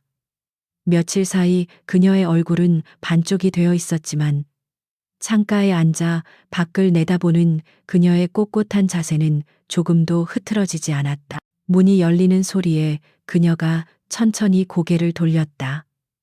두 사람의 시선이 허공에서 마주쳤다. 그녀의 눈에는 더 이상 원망이나 배신감이 담겨 있지 않았다. 오직 깊이를 알 수 없는 공허함과 체념만이 자리하고 있었다. 그 무감정한 시선이 강태무의 심장을 수천 개의 바늘로 찌르는 듯했다. 그는 미안하다는 흔한 말 대신 행동으로 자신의 모든 것을 보여주기로 결심했다. 그는 들고 온 노트북을 그녀 앞에 테이블에 올려놓았다. 그리고는 아무 말 없이 자신의 비밀 조사팀이 확보한 모든 증거들을 재생하기 시작했다. 가짜 수리 기사가 그녀의 컴퓨터에 해킹 장치를 설치하는 CCTV. 영상돈의 흐름 끝에 윤민혁이 있다는 것을 증명하는 자금 추적 보고서, 그리고 체포된 산업 스파이의 자백, 영상까지. 그는 자신의 과오를 설명했다. 과거의 트라우마가 어떻게 자신의 눈을 멀게 했는지, 완벽한 증거 앞에서 이성이 어떻게 무너졌는지, 그리고 그 모든 의심의 지옥 속에서도 그녀가 범인이 아닐 것이라는 단 하나의 희망을 놓지 않고 비밀리에 조사를 지시했음을 고백했다. 그의 사과는 변명이 아니었다. 그것은 자신의 나약함에 대한 통렬한 인정이자 그녀의 강인함에 대한 진심 어린 경의의 표현이었다. 세연은 모든 증거를 묵묵히 지켜보았다. 그녀의 텅 비어 있던 눈동자에 서서히 생기가 돌아오기 시작했다. 그녀는 그가 자신을 완전히 버린 것이 아니었음을, 그 역시 자신만의 방식으로 싸우고 있었음을 깨달았다. 분노와 원망이 녹아내린 자리에 복잡한 감정이 차올랐다. 그들은 서로 다른 방식으로 같은 적에게 맞서고 있었던 것이다. 그녀가 입을 열었다. 이제 어떻게 하실 생각이십니까? 그녀의 목소리는 이전의 평온함을 되찾아 있었다. 윤민혁을 내일 당장 이사회에서 끌어내릴 생각이야. 내 손으로 직접 그놈의 숨통을 끊어버릴 거야. 강태무의 목소리에는 살기가 번뜩였다. 하지만 세연은 고개를 저었다. 그것만으로는 부족합니다. 그는 분명 증거를 조작이라고 우길 것이고 법망을 교묘하게 빠져나갈 겁니다. 그를 무너뜨리시려면 그가 다시는 재기할 수 없도록 모든 사람 앞에서 그의 위선을 벗겨내야 합니다. 그녀의 눈빛은 그 어느 때보다도 냉철하고 전략적이었다. 패배자에서 그녀는 다시 전사로 돌아와 있었다. 다음 날 TK그룹의 긴급 이사회가 소집되었다. 주가 폭락 사태의 책임을 묻기 위해 일부 이사들이 소집을 요구한 자리였다. 회의장 안에는 무거운 긴장감이 감돌았다. 윤민혁은 이번 사태와는 무관한 협력사의 대주주 자격으로 당당하게 참석해 있었다. 그는 강태무가 궁지에 몰리는 모습을 즐기기 위해, 그리고 마지막 일격을 가하기 위해 그 자리에 온 것이었다. 강태무는 지치고 패배한 듯한 모습으로 회의를 시작했다. 그는 회사의 위기를 인정하며 이 모든 사태를 일으킨 범인을 찾아냈다고 발표했다. 그 범인은 바로 이 자리에 있습니다. 그의 말이 끝나자마 붉은 모든 이사들의 시선이 쏠린 회의실 문이 열렸다. 그리고 그 안으로 들어선 것은 죄인이 아닌 당당한 증인의 모습으로 나타난 이세연이었다. 회의장은 순식간에 아수라장이 되었다. 이사들은 이게 무슨 상황이냐며 거세게 항의했다. 강태무는 소란을 제압하고 회의장 대형 스크린에 자신이 확보한 모든 증거들을 띄우기 시작했다. CCTV 영상 자금 추적도 전문가의 해킹 분석 보고서. 모든 증거의 화살표는 단 한 사람 윤민혁을 가리키고 있었다. 윤민혁은 태연한 척하며 모든 것이 조작된 음해라고 소리쳤다. 그의 발악에 몇몇 이사들이 동요하기 시작하던 바로 그 순간 강태무가 마지막 비장의 카드를 꺼내 들었다. 마지막 증인을 모시겠습니다. 그의 말과 함께 문이 다시 열리고 들어온 사람은 다름 아닌 윤민혁의 충직한 비서였다. 그는 자신의 오너가 저지른 모든 불법적인 일들이 기록된 비밀 장부를 손에 들고 있었다. 윤민혁에게 버림받을 것을 두려워한 그는 강태무 측의 회유와 신변 보호 약속에 넘어와 모든 것을 자백하기로 결심한 것이었다. 가장 믿었던 신복의 배신, 그것은 윤민혁의 마지막 방어벽을 무너뜨리는 결정타였다. 모든 것이 끝났다. 윤민혁의 얼굴에서 오만한 미소가 사라지고 패배자의 일그러진 분노만이 남았다. 그의 몰락을 확인한 강태무가 보안팀을 부르려는 찰나 궁지에 몰린 쥐가 고양이를 물듯 윤민혁이 마지막 발악을 시작했다. 그는 품 안에 숨겨두었던 날카로운 만년필 형태의 칼을 꺼내 들었다. 하지만 그의 목표는 강태무가 아니었다. 이 모든 것을 계획하고 자신의 제국을 무너뜨린 여자 이세연이었다. 내년만 없었어도 내가 망한다면 너도 같이 데려가겠다. 그의 비명과 함께 번뜩이는 칼날이 세연의 목을 향해 날아들었다. 모든 것이 슬로우 모션처럼 흘러가는 찰나의 순간이었다. 누구도 반응하지 못하는 그 짧은 순간 단 한 사람만이 움직였다. 강태무였다. 그는 본능적으로 몸을 날려 세연의 앞을 가로막았다. 푹 하는 둔탁한 소리와 함께 칼날이 그의 어깨에 깊숙이 박혔다. 극심한 고통이 온몸을 관통했지만 그는 신음소리 한 번 내지 않았다. 대신 그 추진력을 이용해 윤민혁에게 몸을 부딪혀 그를 바닥에 쓰러뜨리고 칼을 빼앗았다. 회장님 세연의 비명이 회의실 전체에 울려 퍼졌다. 뒤늦게 정신을 차린 보안 요원들이 달려들어 발광하는 윤민혁을 제압했다. 회의장은 아수라장이 되었지만 세연의 세상에는 오직 한 사람만이 존재했다. 피를 흘리며 쓰러져가는 강태무. 그녀는 그에게 달려가 그의 몸을 부축했다. 그의 뜨거운 피가 그녀의 손을 적셨다. 그는 고통 속에서도 그녀가 무사하다는 것을 확인하고 나서야 희미하게 미소 지었다. 그 미소를 보는 순간 세연의 눈에서 참았던 눈물이 폭포수처럼 쏟아져 내렸다. 계약도 직위도 과거의 상처도 모두 사라진 순간이었다. 오직 죽음의 문턱에서 서로를 구원한 두 사람만이 존재할 뿐이었다. 그녀는 그의 상처를 지혈하며 그의 이름을 애타게 불렀다. 강태무 씨, 정신 차려요. 제발. 그녀의 절박한 목소리를 들으며 강태무의 의식은 서서히 어둠 속으로 가라앉고 있었다. 거대한 적은 쓰러졌지만 그들의 진짜 이야기는 이제 막 시작되고 있었다. 강태무는 꼬박 사흘 만에 눈을 떴다. 그의 어깨를 관통한 상처는 다행히 치명상을 비껴갔지만 과다출혈로 인해 그는 생사의 기로를 헤매야 했다. 그가 의식을 잃은 시간 동안 이세연은 단 한순간도 그의 곁을 떠나지 않았다. 그녀는 잠도 식사도 잊은 채 그의 회복만을 간절히 기도하며 밤낮으로 그를 간호했다. 더 이상 그들의 관계는 고용주와 피고용인의 관계가 아니었다. 그녀의 헌신적인 보살핌은 계약서의 조항으로는 설명할 수 없는 그보다 훨씬 더 깊고 근원적인 감정에서 비롯된 것이었다. 의식을 되찾은 강태무의 눈에 가장 먼저 들어온 것은 자신의 손을 꼭 잡은 채 침대 옆 의자에서 불편하게 잠든 그녀의 모습이었다. 햇살이 그녀의 창백한 얼굴 위로 부서져 내리고 있었다. 그는 그 순간 자신이 평생을 찾아 헤맸던 것이 무엇이었는지를 깨달았다. 그것은 부도 명예도 통제할 수 있는 힘도 아니었다.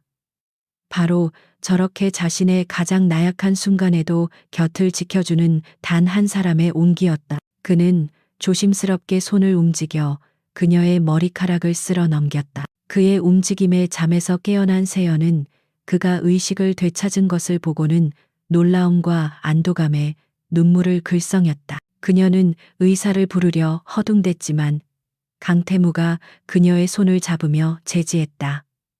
잠깐만, 그냥 이렇게 조금만 더 있어요. 그의 목소리는 아직 힘이 없었지만 그 안에 담긴 간절함은 그 어떤 말보다도 더 무겁게 그녀의 마음에 와닿았다. 두 사람 사이에는 아무런 말도 필요 없는 깊은 교감이 흐르고 있었다. 권력의 역학은 완전히 뒤바뀌었다. 이제 그는 연약한 환자였고 그녀는 그의 유일한 보호자였다. 강태무가 어느 정도 기력을 회복했을 때 그는 비서를 통해 서류 몇 가지를 가져오게 했다. 그리고는 병실에 단둘이 남게 되자 그는 세연에게 그 서류들을 내밀었다. 첫 번째 서류는 그들의 발목을 묶고 있던 3년짜리 노예 계약의 파기 증명서였다. 두 번째는 업계 최고 대우와 완전한 고용 안정을 보장하는 TK 그룹 저택의 총괄 집사 정식 임용 계약서였다. 그리고 마지막으로 그는 아무것도 쓰여 있지 않은 백지와 펜을 그녀의 앞에 놓았다. 이세연 씨. 그는 처음으로 그녀의 이름을 온전히 불렀다. 나는 당신을 가질 자격이 없는 사람입니다.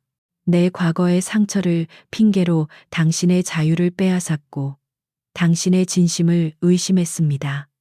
진심으로 사과합니다. 그는 고개를 숙였다. 대한민국 재계의 제왕이 한 여자 앞에서 자신의 모든 과오를 인정하고 용서를 구하는 순간이었다.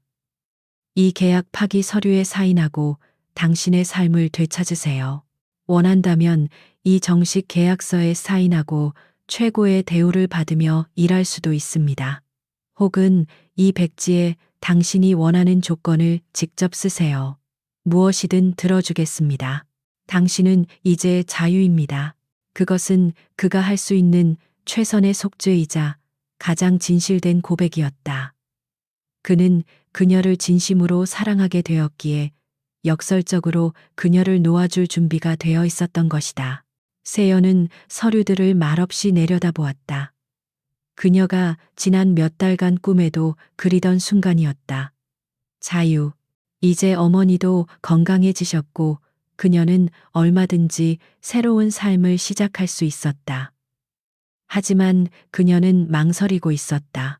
자신의 상처를 고백하던 그의 고통스러운 얼굴 칼날 앞에서 자신을 감싸 안던 그의 필사적인 몸짓이 눈앞에 어른거렸다. 그녀는 깨달았다. 자신 역시 그 화려한 세장 속에서 자신도 모르는 사이에 길들여져 버렸다는 것을. 그의 집착과 통제는 분명 고통스러웠지만 그 이면에 숨겨진 그의 외로움과 상처를 보았기에 그를 향한 감정은 단순한 공포나 연민을 넘어선 무언가로 변해 있었다. 그녀는 천천히 고개를 들었다. 그리고는 그의 눈을 똑바로 바라보며 앞에 놓인 모든 서류들을 그의 쪽으로 다시 밀어냈다. 아무 것에도 사인하지 않겠습니다. 그녀의 단호한 목소리에 강태무의 눈이 흔들렸다. 저는 더 이상 회장님의 피고용인이 아닙니다. 제 마음이 그렇게 말하고 있습니다. 저는 회장님의 상처를 보았고 저를 위해 당신의 목숨을 던졌던 그 순간을 보았습니다. 제가 원했던 것은 계약으로부터의 자유이지 당신으로부터의 자유가 아니었습니다. 그녀는 떨리는 손을 뻗어 링거를 맡고 있는 그의 손 위로 자신의 손을 포겠다. 제가 당신 곁에 머물러도 되겠습니까? 계약 때문이 아니라 제 자신의 의지로. 그것은 그녀가 그에게 건네는 역제안이자 가장 솔직한 고백이었다. 강태무는 순간 말을 잃었다. 그는 태어나서 처음으로 누군가가 아무런 조건 없이 오직 자신의 의지만으로 그의 곁에 머물겠다고 말하는 것을 듣고 있었다. 벅찬 감정이 해일처럼 밀려왔다. 그는 그녀의 손을 마주 잡았다. 그의 손길은 더 이상 소유하려는 집착이 아닌 소중한 것을 어루만지는 부드러움으로 가득 차 있었다. 내가 당신의 그 선택을 받을 자격이 있는 사람일까요? 그의 목소리가 가늘게 떨렸다. 자격이 없다면 지금부터 증명해 보이겠습니다. 내 남은 평생을 걸고 당신에게 어울리는 남자가 되겠다고. 그러니 제발 내 곁을 떠나지 말아주세요. 몇 달 후 강태무의 저택 정원에는 이전에는 볼 수 없었던 따뜻한 웃음소리가 가득했다. 차갑고 인공적인 조경 대신 세연이 직접 고른 소박하지만 생명력 넘치는 야생화들이 만발해 있었다. 강태무는 값비싼 수트를 벗어던지고 편안한 셔츠 차림으로 흙을 만지며 그녀의 정원 가꾸기를 돕고 있었다. 예전이라면 상상도 할 수 없는 모습이었다. 사용인들은 더 이상 주인을 두려워하지 않았고 저택은 비로소 사람이 사는 따뜻한 집의 온기를 되찾았다. 세연이 물을 주다 말고 장난스럽게 그에게 물을 뿌리자 그는 아이처럼 웃으며 그녀를 쫓았다. 정원을 뛰어다니던 두 사람의 발걸음이 멈추고 그는 부드럽게 그녀를 자신의 품에 안았다. 그는 그녀의 이마에 입을 맞추며 속삭였다. 한때 나는 당신을 놓아줄 수 없다고 생각했었어. 당신을 내 것으로 만들었으니까. 하지만 이젠 알아. 내가 당신을 절대 놓아줄 수 없는 이유는 내 심장이 이미 당신의 것이 되어버렸기 때문이라는 걸. 세연은 그의 품에 안겨 행복한 미소를 지었다. 병든 어머니를 대신해 들어왔던 이 거대한 성은 더 이상 그녀에게 감옥이 아니었다. 상처 입은 두 영혼이 서로를 보듬고 마침내 찾아낸 세상 유일의 안식처였다. 그들의 사랑은 결코 쉽게 시작되지 않았지만 그렇기에 더욱 단단하고 영원할 것임을 두 사람은 알고 있었다. 어둠 속에서 피어난 꽃처럼 그들의 사랑은 이제 막 가장 눈부신 계절을 맞이하고 있었다.